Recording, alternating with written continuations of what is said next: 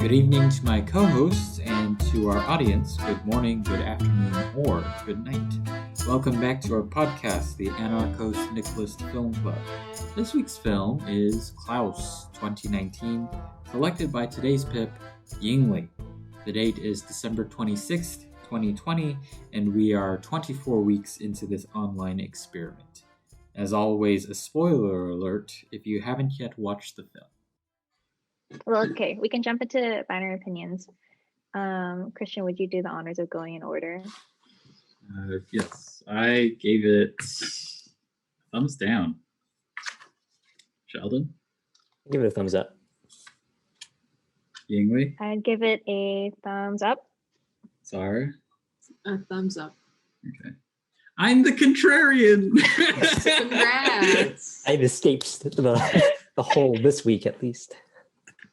Well, I didn't prep anything for how we can talk about the movie today because I was like, it's Christmas. Let's just go for it and take it easy. But does anyone have any beginning thoughts or things they want to bring up? Or Christian, do you want to start us off since you are the contrarian? Yeah, I think my primary issue was that it was very formulaic. As I was watching it, I was like, all right, now it's like, we're 60 minutes into the film. This is going to happen. Oh, surprise, surprise. We hit a low point.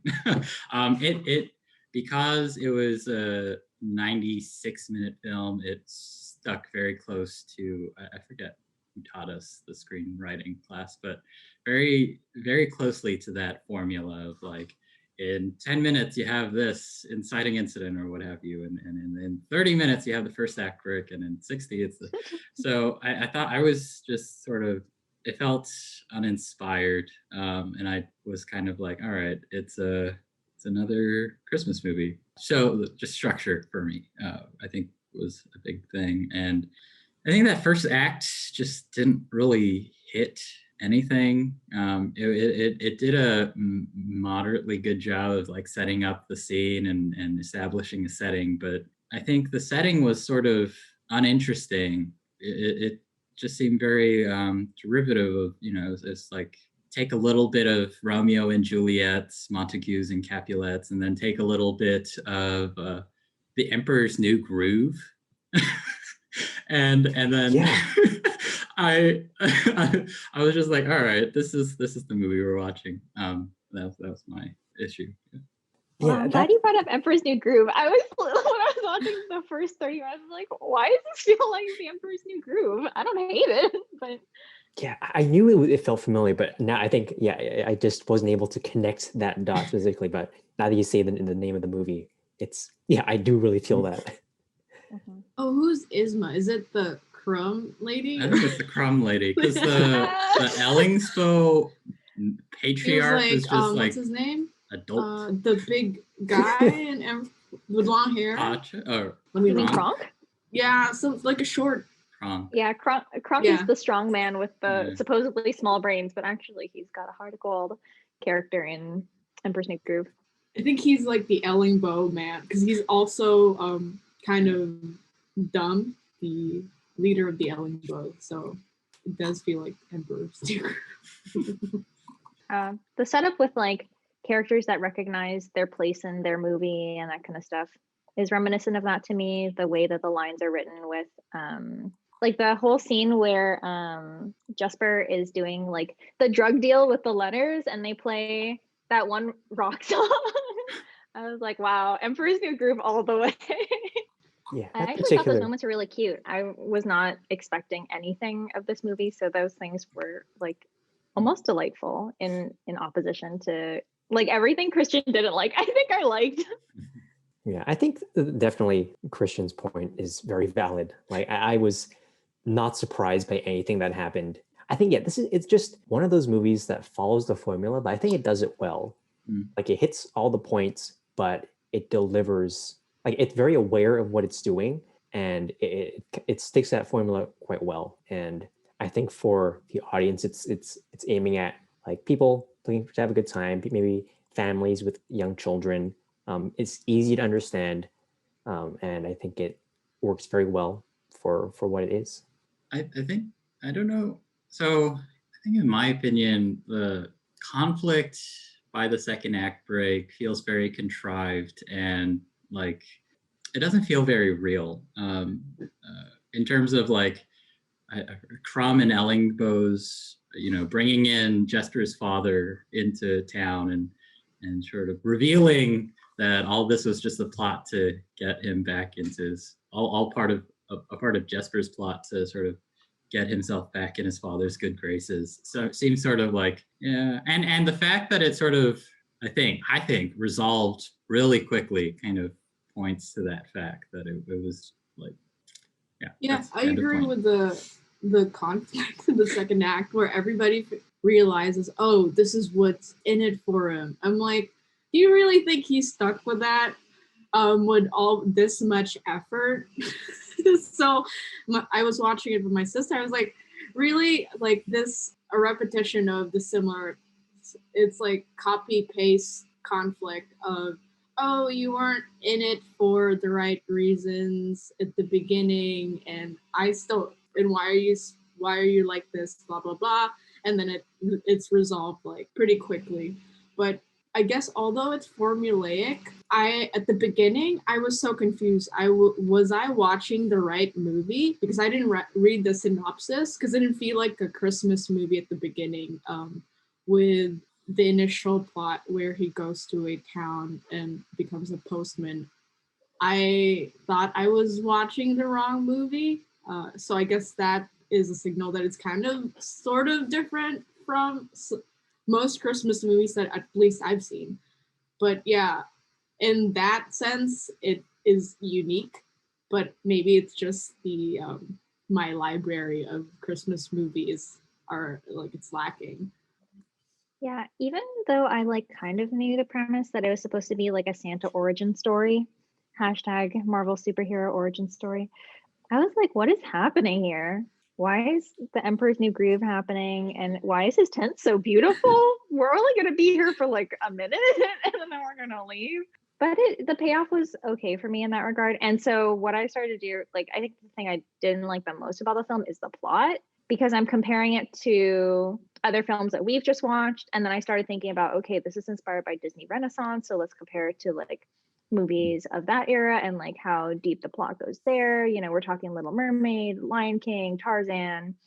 And those are movies that had really tight animation, but also the story was like neat and tied up with a box every time. So I was like, okay, if the plot is not neat and tidy, then I'm going to have some problems. And that was the one thing that I would say disappoints, because they have a lot of notes to hit in telling Santa's origin story. And so some things don't add up. Like, as we mentioned already, the resolution or the conflict, like right in the second act when they do the lighting with the dad and then the townspeople are like, oh, what an awful guy. I was like, really? You think Klaus is gonna say that? He's gonna be like, I don't trust you anymore. I hate you. I've never met a selfish person in my life, even though I've lived above this town of garbage people for like eons.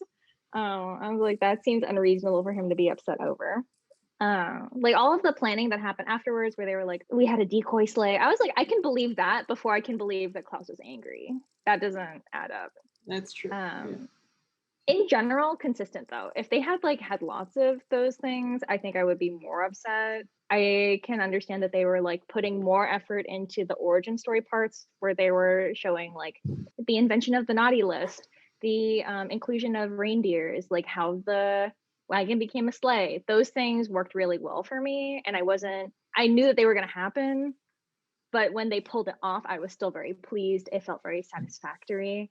If it had less payoff, I would have critiqued it more for being stereotypical, but because it was delightful in the way that was done, the kid looking out his window sees the reindeer. He's like, his face looks so happy. If it was a real child, I would be like, I don't care. But this like animated child looks so joyful. I was like, you go, little kid. That's my general take. Plot bad, movie pretty. Yeah, I like how seamless they were able to integrate those, the naughty list and the flying Santa. It didn't feel like they forced it, and that they were trying to get through a list of, what we believe Santa is supposed to be doing, like what he does and what are the things that Santa does. It didn't feel like they're okay. We have to add the reindeer thing. We have to add him flying, like as if they're going through a list and checking it out, checking it off. I think it felt very seamless. Yeah. Have you guys ever watched like those Disney princess movies that are like winter themed? There's one for Beauty and the Beast. There's one I think for I can't remember which other princess. I thought there was one for Little Mermaid, but I might be wrong. Maybe that was like an episode of her TV show. But when they do it, it's very much chapter based. So you feel like, here's the story where we're going to talk about this topic. All right, that's ended. Now we return to the scene and eat some cookies. Now here's the next story. And I hate that. It's just, it takes too long. My childlike brain, I need stimulation like that. So I was like, I could show this to a kid and have no problem. I think they would be entertained. I did enjoy the way that, they kind of unfolded how, the origins of the whole Santa Claus the persona. But at the same time, I was also a little disappointed that they brought in the red coat at the end, because we know that detail was invented by Coca-Cola. And so I just felt like they have this setting in this traditional-ish. The film was set in this town in a fictional historical Northern European locale, and they have real Sami people in the show, in the movie. So it does have that kind of grounding in our world, and it's set sometime in the 18th century maybe. So to have that red detail be thrown in, I was a little disappointed with. Like, that was something that didn't need to happen. I feel like I was just disappointed that it didn't have more to do with Finnish culture, Scandinavian culture than it might have been able to, because the Sami people were kind of brought in very at a very service level. I think literally service elves, like yeah. Yeah. It would have been nice to maybe take because if you're gonna bring in a minority ethnic group like that, with a very interesting history, I'd rather learn a bit more about them rather than have them relegated to this little prop that's kind of off to the side. I don't know, it was still fun, but I was just hoping for a little bit more on that, and let down when it didn't happen. I don't know how I feel about that. I don't know if they were or were not doing too much, because I think they did the right thing in including Sami people and letting them speak their language. But at the same time, they can get critiqued for like not including them more, or like not including them more heavily in the plot line. But it's like they could have also gone a completely different route and not included them. They're also not part of like the original St. Nicholas tradition. Like, we just think Santa is from a cold place, from the North Pole, so like we associate it with those countries. But if it was being more truthful, then like they would have put it in Turkey or something. So when I saw the little kid's outfit, I was like, did she come all the way from Turkey? Like, I really thought that's what was going to happen for a second. So for me, like, they are shoehorned in because their own culture does not have a connection to the legend of St. Nicholas. So I don't know how to feel. Like, it's correct for the location, but at the same time, they are saying like, let's rip away the plot of the current myth, and we're just gonna do our own. We don't really care where the origins of these myths came from, right? Like, the things that they're able to tie in are reindeers and that kind of stuff. Like, originally it wasn't reindeers, it was horses, right? Like, the argument can be made to take apart most of the other cliched aspects of Santa they brought in. I think they are working with a lot of difficult things all at once. Maybe that's why it was too risky. Maybe that's why people were like, I don't know if I'm going to pick up this movie. But I think all in all, the effect was still better to me to have it than to have ignored those things. Like, I'm okay with the coat if it means that they were trying to be consistent all the way through. Yeah.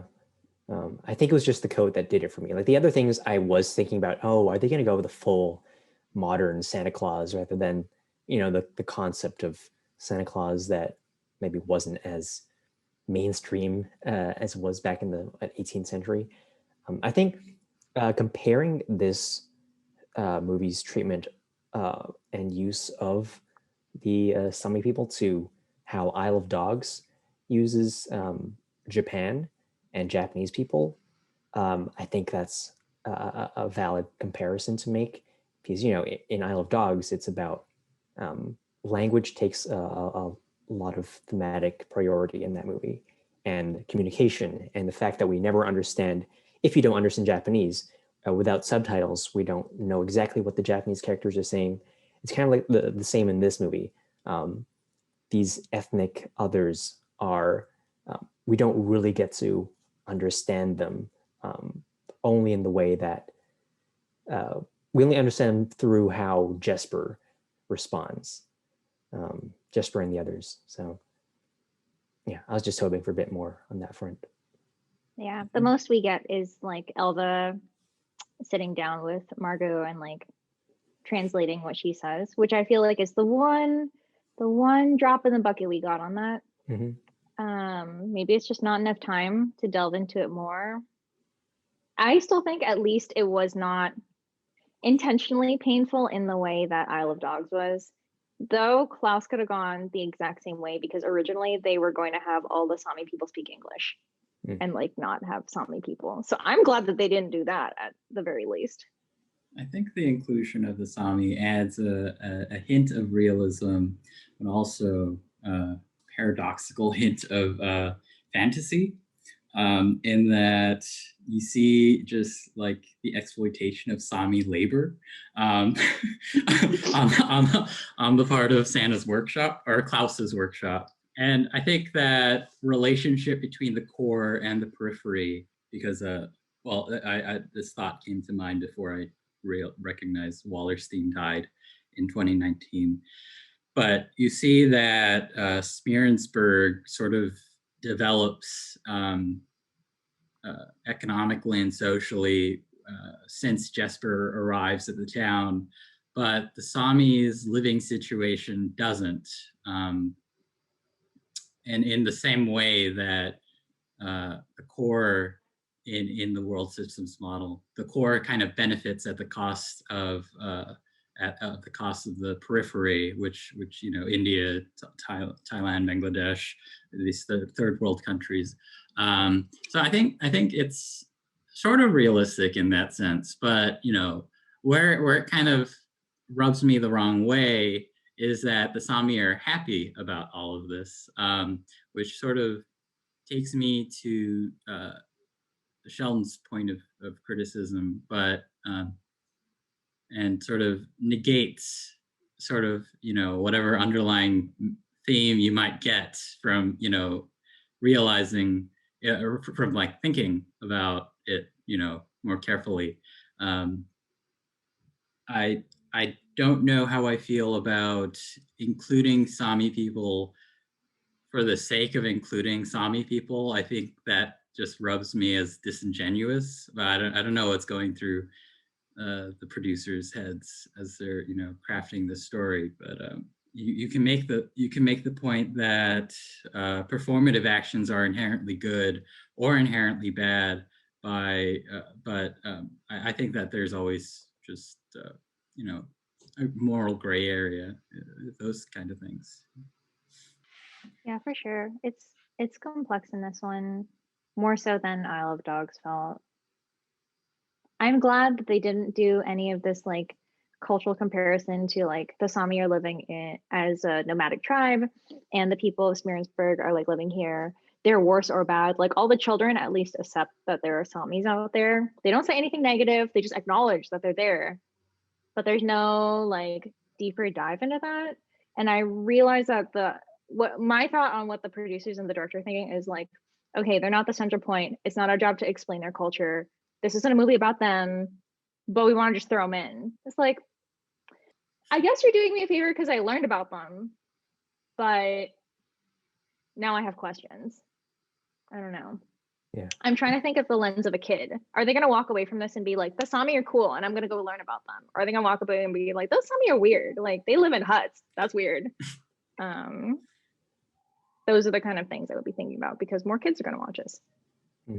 Yeah, exactly. I think yeah, despite the criticisms that we have, that I have, I think it was still good to expose children to this, to kind of bring them, to give them this real world connection in this story. And maybe if they did have questions, they can ask their parents. If their parents don't know, they can look it up. And I think it does help to kind of put a little bit of information in this movie, in this story. But yeah, there's only so much you can do in a 96-minute long movie. Yeah. And one like small detail that I'm really grateful that they had is that they did this big Christmas thing one time, and then in the future they like try to democratize and like make it a thing, but they never like explicitly state that the Sami continue to stay there and work forever. Because I was gonna be really upset if that happened when I saw them walk up to the workshop. I was like, don't tell me they're gonna become labor slaves. Just like they live over there, and then for wintertime they come here and generously give us their labor and never get anything in return besides toys. I'm gonna be very angry. We gave them one sled, and now we own them. A very efficient trade. Yeah. Oh boy. Oh no. But yeah. Yeah, I wonder, with the time constraint and I guess the focus of the movie, how the Sami could have been better integrated. If they could have done more with how much time, and without taking away from what they wanted to do in the first place, what would be the best way to integrate the Sami people. Yeah, because ultimately I was more interested in them than like the Ellingbows and the Crumb. That storyline fell apart for me pretty quick. And like they do Romeo and Juliet at the end, have them get married, and I was like, this is very unfulfilling. Like Santa drops a line. He's like, what is it? A selfless act begets another, basically, is what he says. And I was like, these two things do not seem like, you also didn't see him save, or like her get saved by him. What is it? Pumpkin gets saved by Olaf. So I'm like, how do you know? Like, what is the connection there? I don't understand. He sees all. Yeah, he's all knowing. His divine wind came and whispered in his ear. Yeah, I thought his wife was the Christmas spirit for some reason. Because didn't the wind start to circle? What's his name? I forgot his name. Jesper. When he was there by the birdhouses. So I was like, oh, is this the Christmas spirit trying to indicate Jesper being the next Santa Claus? But no, it's just his wife. Maybe his wife is the Christmas spirit. The ghost of Christmas. The ghost of Christmas. Present, future, past. All of them at once. Then she recruited her husband, and now there are two of them. Later, they're gonna recruit Jesper, and then there'll be three of them. But Alva's not included. Sorry. I think it's just a good trip. Jesper just happens to, walk by or intervene while Klaus is in the middle of a good trip. He gets a little kooky from living on his own. Yeah. It all adds up. There's nothing to eat out there but mushrooms. Well, we dug into a lot of like the plot details. Are there any other plot details that people wanted to discuss now? I think just a question. Do you think that Klaus and his wife belong to the Crumb or Ellingbows? I don't know. Are they a Romeo and Juliet situation? That's why they had to go up in the mountains to live there? East Friar Lawrence? Oh, I don't think so, because they did that thing with the hair color where everyone from different areas has different hair color. Yeah. And so they have brown hair like Alba. Yeah. Maybe they were just outsiders who decided to settle there. Outlander. They were outlanders. I had to do it. Had to do it all. How to make a hut out in the forest. I think the Children of the Corn was before the podcast started, but yeah, that was a Children of the Corn reference. I hope people are perpetually confused by Children of the Corn and Chicken Girl references. Malachi! Oh my god. And how did Margot end up in the post office. I thought they lived nearby, but they had to. Yeah, they journeyed like for they a whole rode a day. ship, and she was there multiple days of the week. How did a little child, no older than 7? Maybe she's like Baby Yoda. Whoa. I don't know anything about. I don't know how. I don't know if is there something special about child? I haven't seen the Mandalorian. Oh no, he's 50 years old. Oh, 50 years old. I see. I mean, he's a baby in comparison to his lifespan. Yeah. But I see. Yeah. questions, but I don't think there's any valid answer or any relevance. Yeah, she makes the trek. They're just like, she's a nomad. She can walk 2,500 miles a day by herself in the Maybe snow. she's like the Sami ambassador in Smyrna. Oh, They're like, we don't really care, so we'll just send this kid to be our token ambassador. No, I don't like that. Oof. I don't like that. She comes up with like dead fish. Oh yeah. What I did enjoy was the creepy little girl who liked stabbing things with carrots. she would just stare at you as she stabs something. That was hilarious. The town's very own. I like that it Wednesday wasn't all Addams. cheery. Yeah, very Wednesday Addams, yeah. Yeah, Wednesday Addams esque. And the old ladies who are carrying what looks like a dead body in a Yeah, I was like, is that the same dead body, or is that someone new? Like they don't have to explain it. The quirks and fun things, yeah. There are quite a few like dark humor moments like that. Like when Klaus makes the hoop for the birdhouse and then Jesper puts his head through it. Like he's like, oh, okay, I guess you're gonna do it. That was very dark. Yeah, that's true. The kids watching the show are like, I recognize that. Daddy makes that every night. Oh man. A lot of quirky, fun moments in the way that Emperor's New Groove has unexpected comedy and humor in it. And that kept it alive for an old Grinch like myself. On top of plot, I wanted to ask if anyone had thoughts on the animation style. And I can also talk more about it if there's questions, because I dug a little deeper on like how they developed it. It's all 2D it's not all 2D. They have some elements in it that are 3D, like carriages and that kind of stuff. But most of it's hand drawn, and the lighting technique they used is replicated in their drawing software. So there are some AI elements that have really helped advance this from the Disney Renaissance era. Like they've been quoted as saying they didn't want it to look like the characters were stickers on a background, and I think they achieved that in many different scenes, like it comes across. And this is one of the first, maybe the only movie that is hand drawn on like tablets and that kind of devices, and it uses other technological advances for lighting in a 2D environment rather than 3D models that are then hand drawn on top. I thought it was a cool blend of the 2D and 3D styles. Like I did notice it. It was, when they're driving. You drive a carriage? Yeah, you drive a carriage, right? Driving through the woods. Like all the backdrops were 2D. You could see like the kind of classic Disney-esque layering of the background and the foreground and the middle ground. But then, when they moved in onto the carriage, they would like kind of zoom around. The characters would be clearly three-dimensional. So it was an interesting mix of those two. I think at some points it felt a little strange, but overall it wasn't off-putting, and I thought it worked well.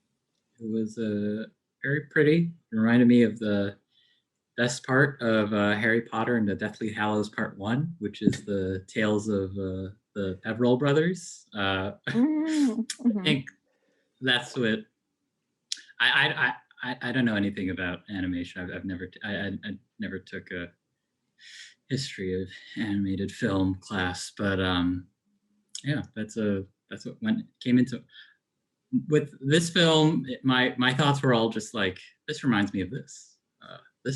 Seems like a referential treatment of this. So I like the animation. It was easy to look at, which is good. You never want it to be hard to look at. Yeah. It either has to be easy to look at or incredibly hard to look at. Stuff like, I want to say like, I don't know, like mid-90s Cartoon Network, sort of like Ed, Edd and Eddie. Sort of. Is that hard to look at? Oh, it's kind of ugly. So hard. It's kind of ugly, yeah. Shows where like when you pause it, the character's face is like stretched into the both corners. You're like, oh, what is happening? Yeah. I didn't really like the way their mouths were animated. I feel like the corners of the mouths were either upturned or downturned too far.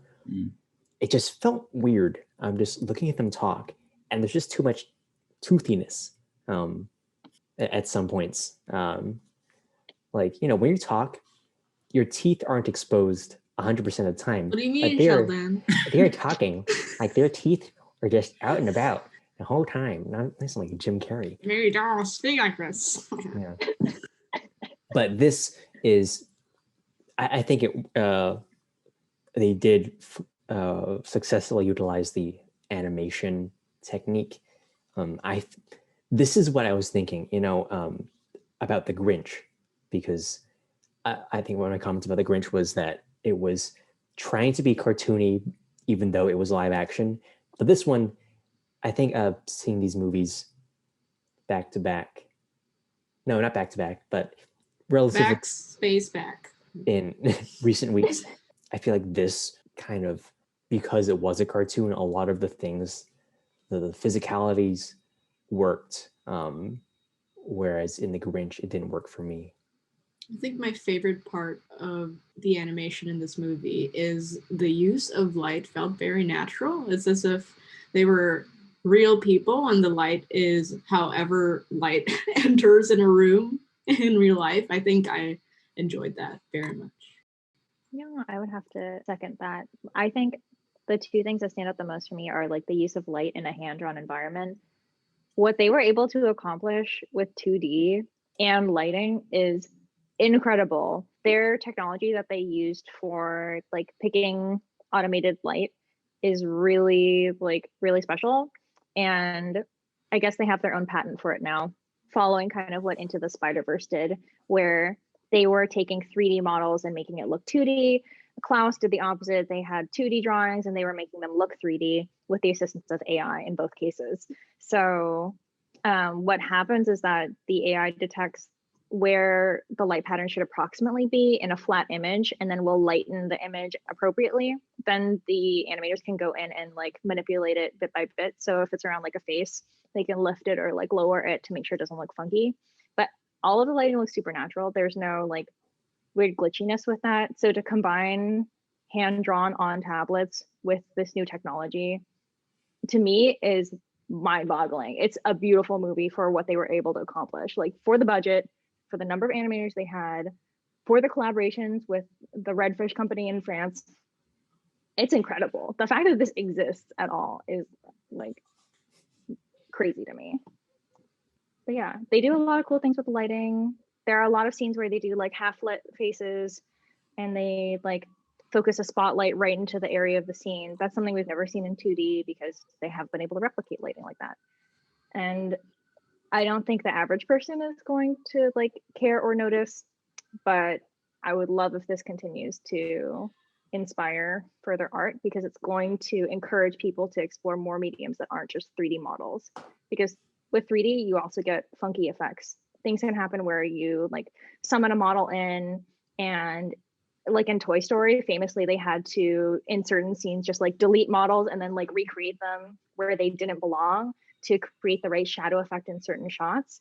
It's really unnatural, and it means that animators have to spend a lot more time focusing on the like technicality of entering in their models rather than the artistry of creating a shot. And so this new technology meant that Klaus could focus on really beautiful scene directory it doesn't feel overdone either. I thought it was just a beautiful movie. I would agree. Okay, we covered plot, covered animation. Sorry if I'm an animation nerd, but that's why I picked this movie. We can talk about music because they had some interesting, fun choices, but nothing I thought was too surprising. Like, I don't know, Christmas movie. There was a bluegrass section. I think it was with the reindeer scene. I'm not sure. Mhm.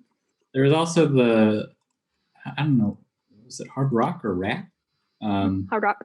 Yeah. That I did not like as much, but the bluegrass. Yeah. The Klaus theme was, I thought, interesting. The pop song or like the actual Not the backing pop theme? song. I did not like the pop song. I think Yeah. the Klaus theme in the very beginning of the movie, or at least at the very beginning of the soundtrack, I thought it was a nice Christmas flavor. Good Christmas flavor. Pumpkin spice. Yeah. Yeah. I liked the overall, like the traditional underscoring. I agree. The hard rock song that plays when it's the sequence where Jesper is going around town getting the kids to like write letters. That kind of took me out of it for a bit. I think it was just a bit too much. How did it go again? The song is called "How You Like Me Now." I did not write down who the artist is. By The Heavy, an English rock band formed in 2007. It's got like a very strong like brass beginning, and then really, yeah, as the band name implies, it is quite heavy. And then there was also that hip hop track that plays when Jesper, like when he punks the naughty kid and like turns around, he kind of like straightens his hat and like swaggers back into the post office. That was a bit much, but it was also funny. So I'm conflicted about that. Yeah, I don't know how to feel about them. I like the songs that they chose. I think they make sense for the genre of the movie. I didn't find that the How You Like Me Now was too weird, only because the movie started so unchristmassy. I was like, oh, okay. Like this is another moment we're gonna step out of the like Christmas-esqueness and step back into a little bit of realism and story. And that's an appropriate balance to me because I don't want it to be too Christmassy. I don't like when they do themed songs, like in Zootopia, they have that one song by Shakira, Invisible, in this movie strikes me the exact same way. Oof. But I'm kind of like, okay, I get it. You know, they're trying to do a thing. Probably get some brand deals in. That's the way I see it. Yeah. No, the Invisible was used, I think, in a very formulaic way during that montage and the travel sequence. I feel like, it was just such a formulaic use of a song like that it just worked for me. Like I was like, okay, pop song time, just rolled it. I didn't appreciate how there wasn't an overabundance of sleigh bells in the soundtrack because there is the. That's a shortcut. Yeah. A lot of times composers can be a bit gratuitous with sleigh bells in Christmas movies, but not so much in this one. Yeah, and I think compared to the other movies we chose to watch this season that were trying to like really either make fun or exaggerate, like The Grinch is an exaggeration of Christmas. Jingle All the Way is an exaggeration of consumerism in Christmas, right? Christmas Prince. Oh my God. With all of the like canned music that they use in Christmas Prince. Yeah, in comparison, I was like, this is a breath of fresh air. Interestingly enough as well, when Netflix was advertising this movie, for some reason the song that they used in the trailer was High Hopes by Panic at the Disco. Ew, why? I was very upset. I watched the trailer and I was like, wow, this is almost making me not watch the movie, like when the movie came out. Like I had heard great things, I had heard the animation was beautiful, but I just heard that song. What's very the song? upset. And I remember Twitter people getting very angry. High Hopes. How does that go? Yeah. Someone sing. Da, da, da, da, da, da, da, da, Mama da. said. I hear this. Yeah. Gotta have high hopes. It starts like Okay. that. Like, Mama Yeah. said. I see. Okay. Yeah. The only high hopes I know, I don't know whose. It's like a children's song. It's a Frank High Sinatra hopes? song. It's It's a what? popularized by Frank Sinatra. High hopes. Yeah, it's got these silly scenarios with animals and stuff. It's a fun song. That's the only high hopes I know. I have heard the Panic at the Disco one, but I think I erased I think it you'll from my be memory. fine with just knowing that Frank Sinatra, High Hopes. Yeah. Just block out. Yeah, Anything. just don't listen to it. But yeah, kind of mediocre in that sense. Okay, animation, music, plot. That's kind of everything I felt like was worth talking about. But if anyone else wants to talk about anything else with this movie, you have the floor. Or if you want to sum up the 4 movies that we watched for the Christmas season, also feel free. That's good. They are very different movies. All of them, I think. I'm just trying to remember. Yeah. Yeah, very Sure. different. Yeah, no, I'm glad we got a nice. we had a taste of different what Christmas movies can be and what they currently are. And yet none of them have a very traditional feel. Yeah, what traditional movies did we not choose to watch for Christmas? Because I like, for me, Muppet Christmas Carol, that's a classic. So that would be in that category that we decided not to watch. But like, what else? It's a Wonderful Life. Mm-hmm. Oh yeah. I think Miracle on 34th Street. Yeah. I think Christmas Story has a very nostalgic feel to it that we didn't. Well, different type of nostalgia, but not a certain type of nostalgia that we didn't really get to access in terms of like, I remember when I was 5 and we had a Christmas tree in the living room or the family room kind of feeling that Christmas Story offers. You didn't feel that in Jingle All the Way? Not personally, I'm sure Sheldon might have. I certainly did. And does your dad sell mattresses and tried to get you a toy on Christmas Day? Yeah, well, don't you know? I played Anakin Skywalker in Phantom Menace. Or were you not reminded of the time that you pretended to be a tutor for a royal family? Oh yes, brings me back. Good old days. I think maybe instead of relating Klaus to the other Christmas movies, or we can do that, but also I would maybe like to, we sort of got to this, but compare this to the animated one films. Other animated films. Isle of Dogs, Anomalisa, everyone's favorite, Princess Mononoke, and A Silent Voice, I think is something worthwhile. Unlike Anomalisa, this is rated PG.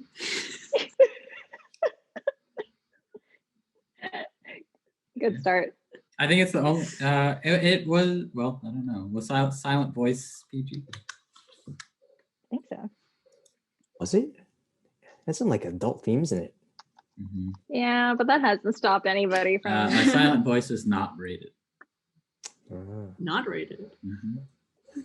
So it was the only PG rated film. So Anomalisa was rated R. That's great. Isle of Dogs and Princess Mononoke were both PG-13. So this was. Damn. I did not notice.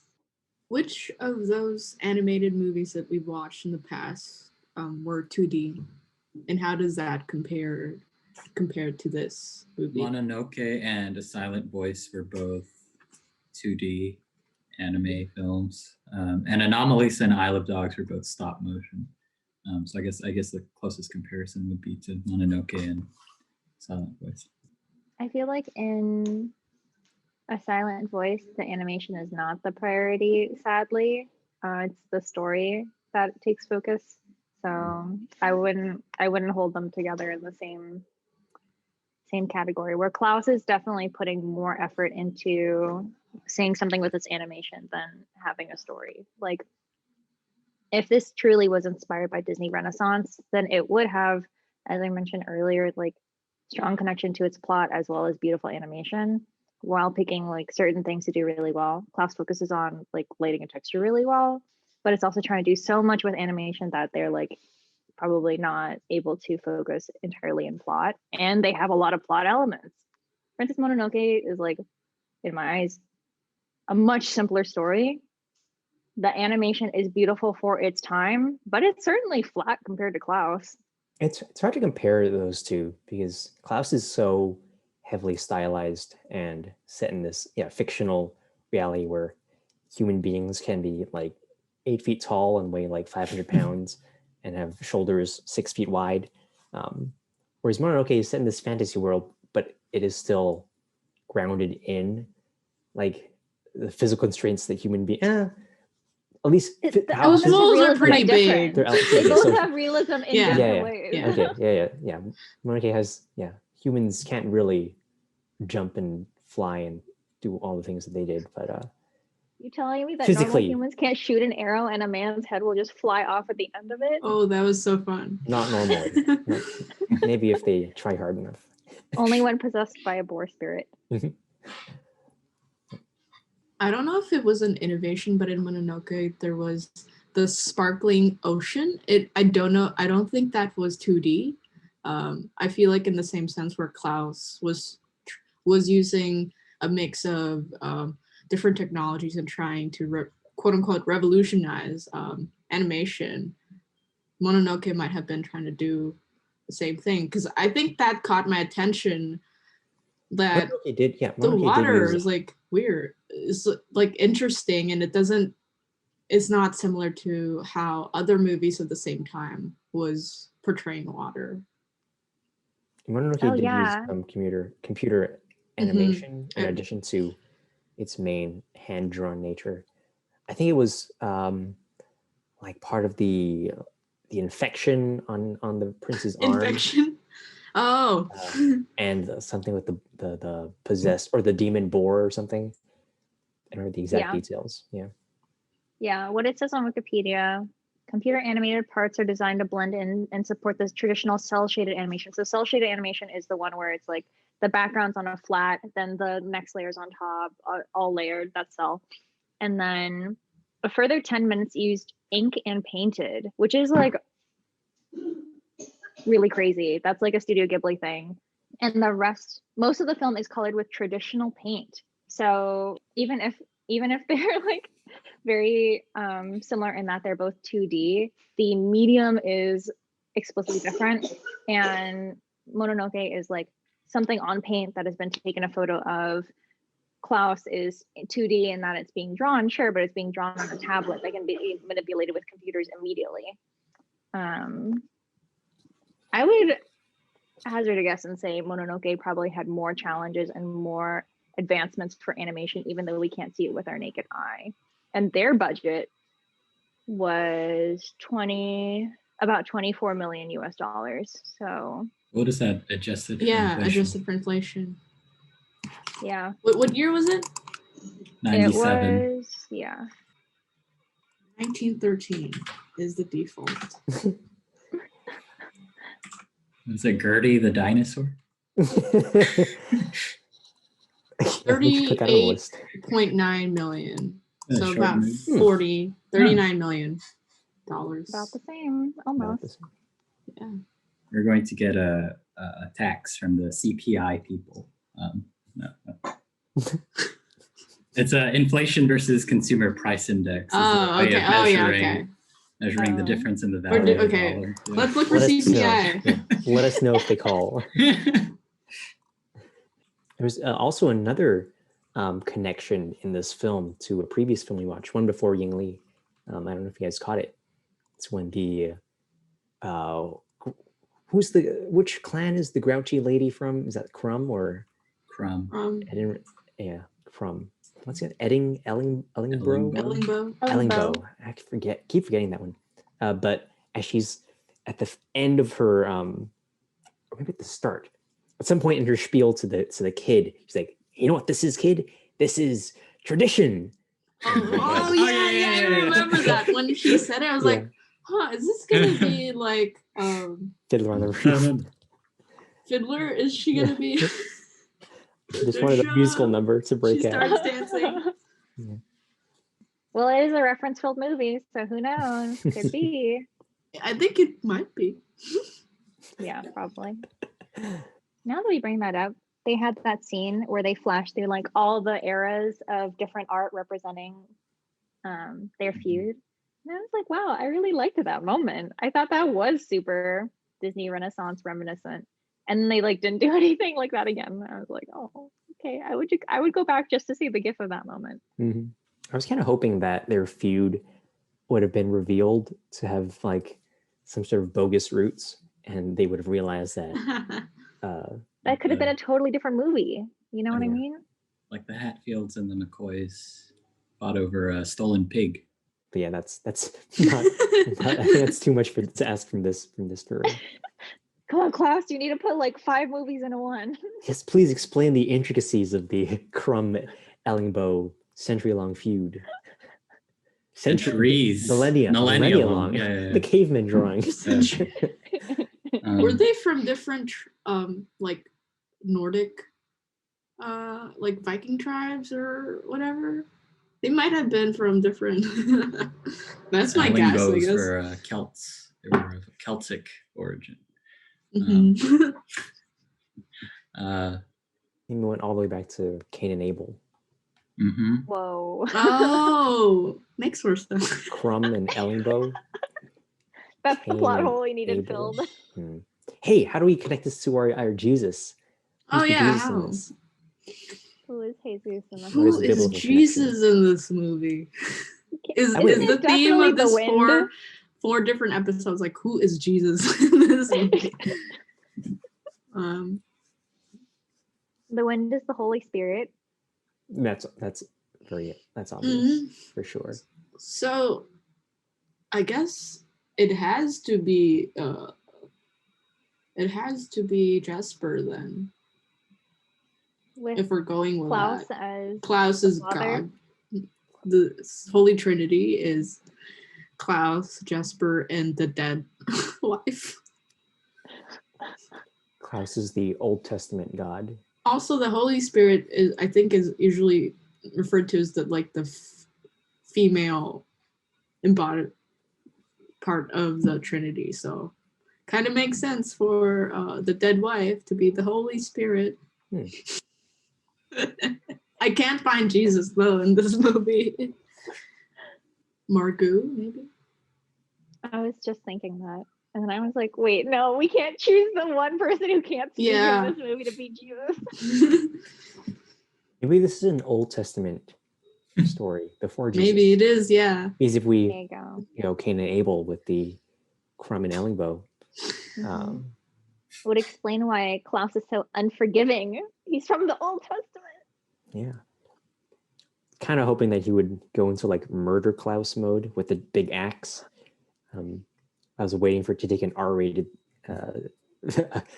really sharp shift in tone. Yeah, I'm gonna end this feud once and for all. No one else would exist, so the feud won't exist. So Yeah. Well, maybe that's about it. No, there was no Jesus. We're in the Old Testament. Jesus is coming. That's why it's Christmas. Merry Christmas. It all makes sense. But that's about it, I guess, for Klaus. That's all I had. If anyone else wanted to address any part of it. I watched this movie last night. So I was Christmas night. Christmas night, yeah. Christmas night.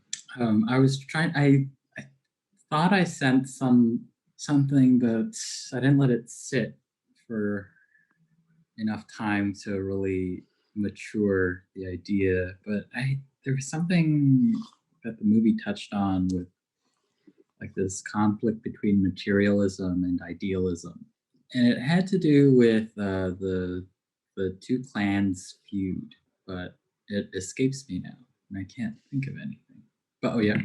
Now that you bring it up, I forgot. I did noticed during the film that the past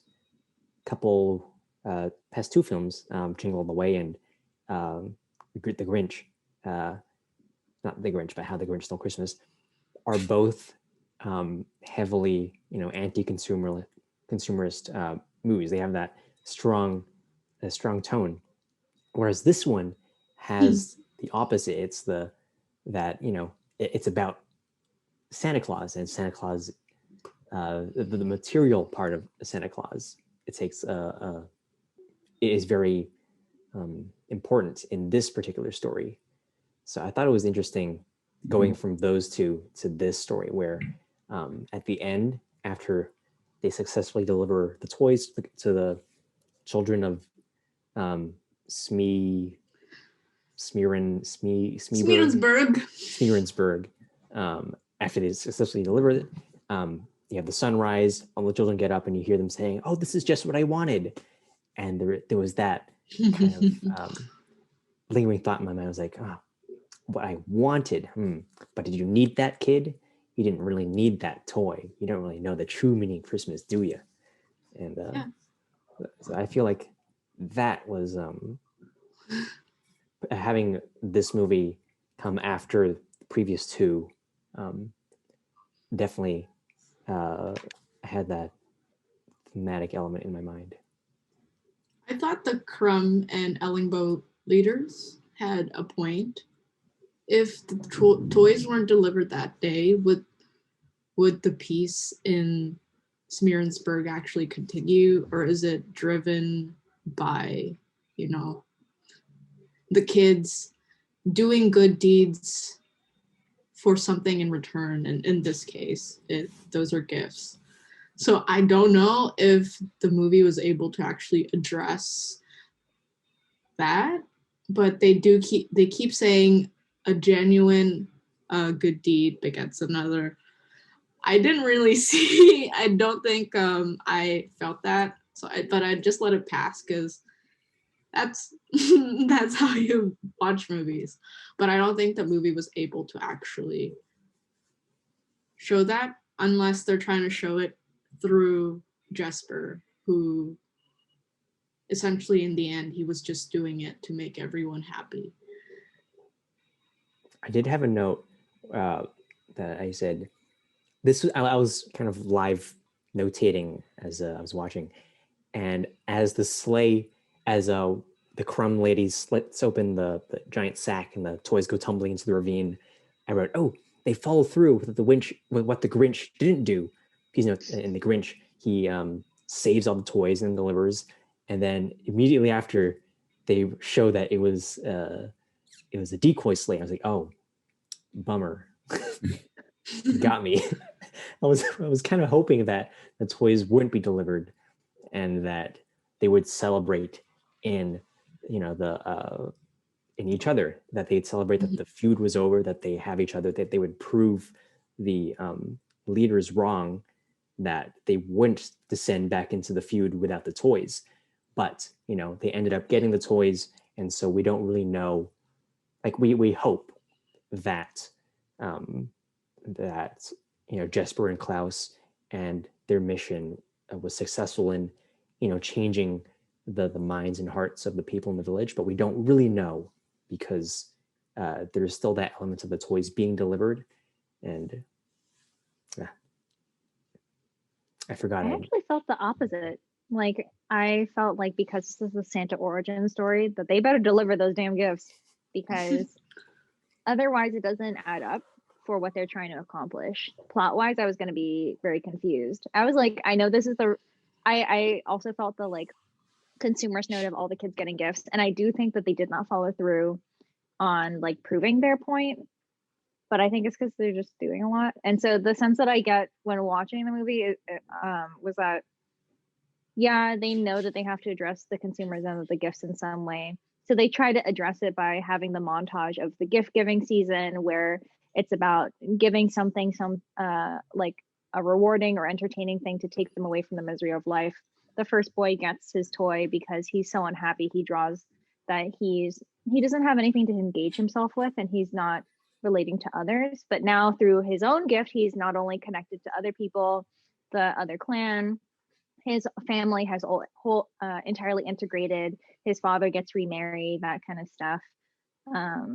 And so I don't feel it as strongly saying that like you have to have consumerism, but they're like, you have to have a positive spirit that includes gift giving, because gift giving may encourage community building. Like that resonates more with me than like his wife's line of a good deed begets another, or like whatever, a selfless deed.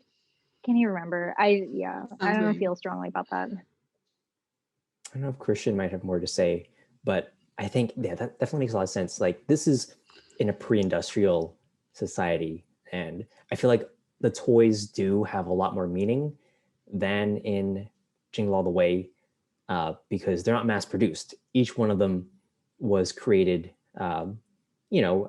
by Klaus, with love and attention to detail for his children that he unfortunately never had. So I feel like those toys are more special, and there is less of a, I have to get, Mom, Dad, get me the latest toy or else I'll throw a tantrum kind of aspect to it. Although, the kids are a little bratty at some parts of the film, but. So I made a reference in the group chat to the Family Guy Christmas special. I don't know if you guys have seen that episode, that 43-minute long episode, but Stewie and Brian like travel up to the North Pole to like complain to Santa about something. And when they get there, they realize that his workshop is not what they think it is. It's like some Lovecraftian horror story, because the world has, grown to like a population of 7 billion, and everyone wants iPhones, and these are not like, the toy frogs that are, easily manufactured. They have to like, produce industrial waste, and like the reindeer are like rabid, and it's a good episode, I think. But there's like a disconnect between that episode, which I see the like valid criticism, or it's criticizing something, and those criticisms are valid, and this film where those criticisms are absent, because it's not about this consumerist obsession with with novelty items, and I think. So when I say materialism, that's very separate from consumerism, because materialism is just a matter of like having something material versus, like having an abstract idea that you have to hold on to. But I think that there's sort of like and again, this is like not fully incubated because I only watched it last night instead of like on Tuesday night. But I think there's something to be said about the validity of materialism over pure idealism in the film, where the argument is that so in this film, tradition is the ideal that people have to hold on to, and I feel like there's sort of like a contribution to the materialist idealist debate, in that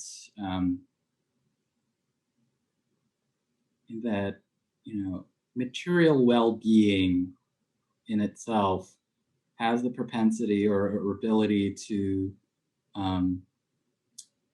defeat the abstract obstacles. Again, it's not fully formed, so I don't know what I'm saying, but it's. Yeah, I'm just gonna have to come back next week with this idea. Yeah. So I thought the film was playing into very heavy-handed morals, strong themes. It's just a matter of like accessing those themes on my part. There's something to be said about. I thought the Postal Service was it's an interesting thing to. So in the past 3 films, I think.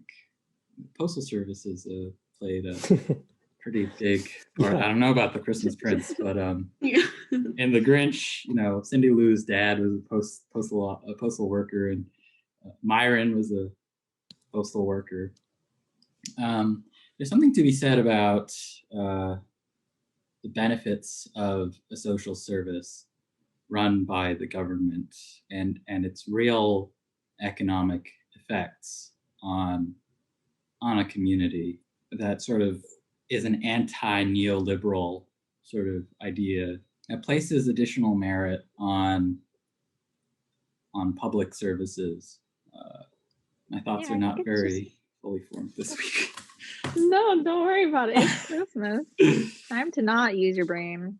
But no, I think it at first I was like, oh, it's doing the mail. That's interesting. And then I thought about it. I was like, wait, no, it's not interesting at all. Like everybody does the mail.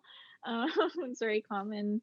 Like if you've ever seen the animated show All of the Reindeer, where it's like a dog is a reindeer, right? Like the enemy is the postman. Mm-hmm. Like you have good postmen, you have bad postmen. Sinbad is a bad postman because he's trying to steal from a hardworking guy, I guess you could say.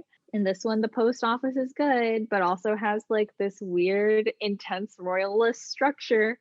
To me, eventually I just discarded it. I thought it was more interesting that they brought teachers into it because teachers have such a hard time during the winter seasons and are expected to like do a lot for their kids. And they featured the teachings to the kids of like learning how to read, write, become literate a lot. I thought that was the most novel demonstration of a public service or government funded operation benefiting the people in this movie, because the post office ultimately, like they said at the beginning of the movie, they are totally able to exist without a postal service. They can throw fish at each other's door, like they can make that happen, but teaching themselves, they need guidance. But I feel like the public education isn't really a public education because it's privately funded charity off the back of the teachers' well-earned fish money. Yeah. It really is. But in a very American way, I think this is how people think of teachers. This was made by a Spanish filmmaker, right? Yeah, but they're so inspired by Disney. I was like, it's gonna take a completely American take. Yeah. Like there's a game company that I really like. Their entire concept is on the idea of prom. And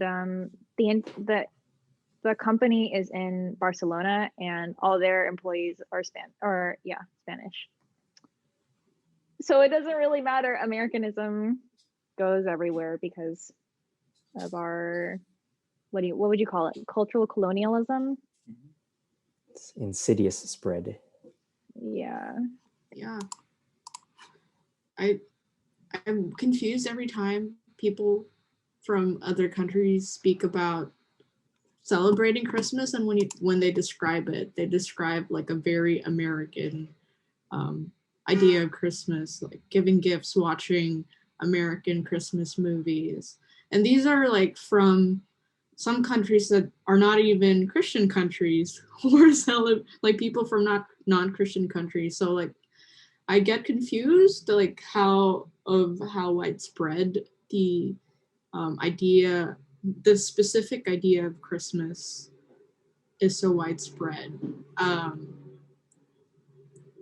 I don't know if I'm just like conflating Christmas to and just owning Christmas. Basically, like Americans are the only ones to celebrate Christmas. But I feel like there is a certain way of celebrating Christmas that is considered very American. Very Western centric, huh? A very Macy's Christmas. A very Macy's Christmas. I know this because I didn't grow up with a very Macy's Christmas, because my family actually celebrates Christmas like a Catholic Christmas and not a Macy's Christmas.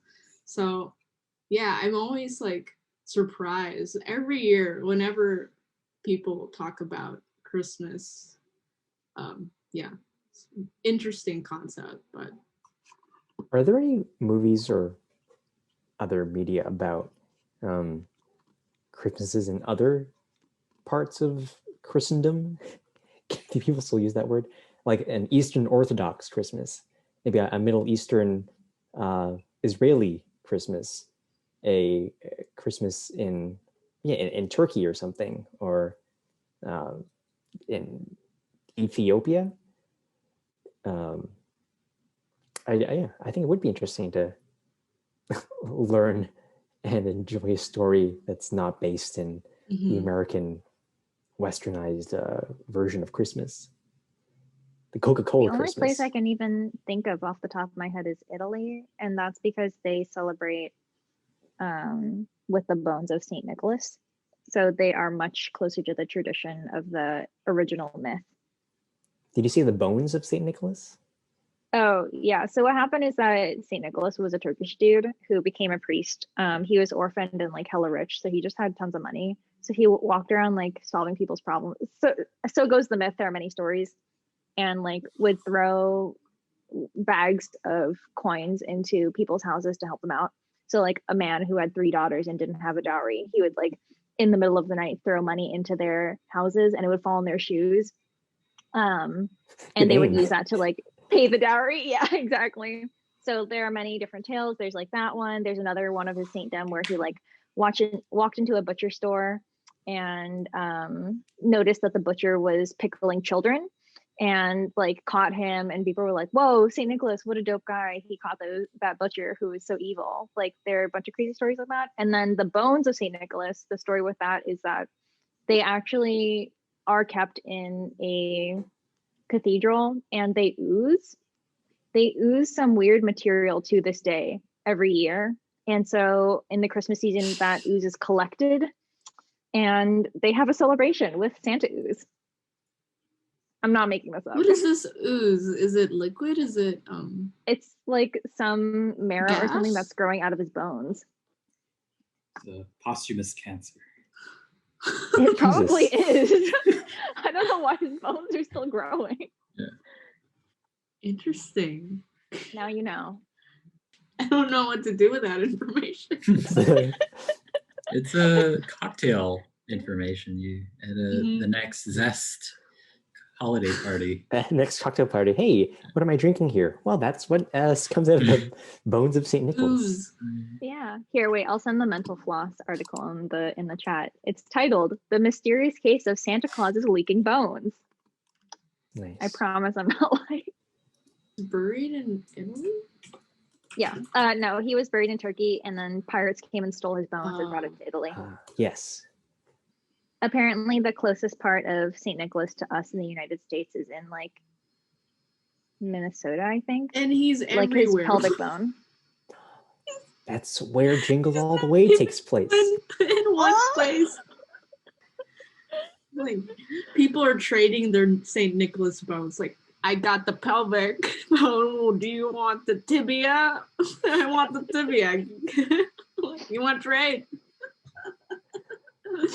Get lost. The skull is worth 5 tibia. Not that he has those. 5 tibias.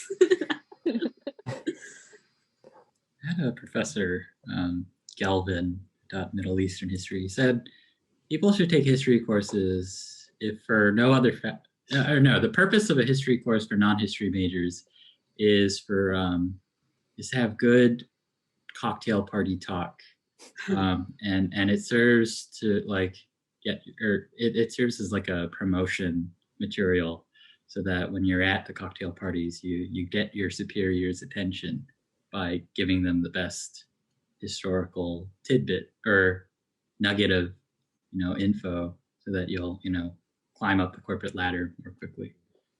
Not sure about that corporate ladder tidbit, but I can agree. Scott Sandage left me with lots of interesting history facts for party. Nice. Excellent. Is that everything? Yeah, that was an excellent tangent. I'm glad I could share this knowledge. Now we could go on a trip to Minnesota and check out St. Nicholas's pelvic bone. Well, national treasure, the That's actually the Nicolas Cage was actually. Oh man, I missed that. Full circle. Move on to scores. Mm-hmm. Oh yeah. Sheldon? Gave it a 6.75. Actually, gave it a 6.63. Yeah, to round it up. Because I wanted it to be lower, but I couldn't. Interesting. Because it was still delightful. Okay. So I couldn't give it a 7, but I didn't want to give it a 6.5. Yingli? I give it an 8.5. Ooh. I was comparing it in my head to other movies, other anime movies I like Emperor's New Groove, Zootopia, and Tarzan. And so I was like, how would I rate those? Then I have to put this one in the middle. So that's how that came about. Sarah? 7. Wait, can you see that? 7. I gave it a 6.715. Oh. Yeah. So 6.6 3/4. Except there wasn't a thumbs up because my 7 benchmark is a little higher. Our score is a clean 7.25. Okay, which makes this, and I misspoke last week. Tinker Tailor Soldier Spy, not Jingle All the Way, was the best movie of the past 4 weeks last week. But in like the Christmas theme so far, it's the best movie. Thus far, It was. Yeah. Is it still the best? This week, the best movie of the past 4 weeks is Klaus. Wow. And the worst film? Care to take a guess? I wonder why. I wonder what it is. Christmas Prince. What? No way. And I think that's it. All right. That just about wraps up this meeting of the Anarcho-Syndicalist Film Club. There's a lot more to discuss, so please offer your comments using the hashtag ASFC on Facebook, Twitter, or your favorite social media platform. Be sure to join us next week as we discuss ParaNorman 2012. Catch you on the flip side.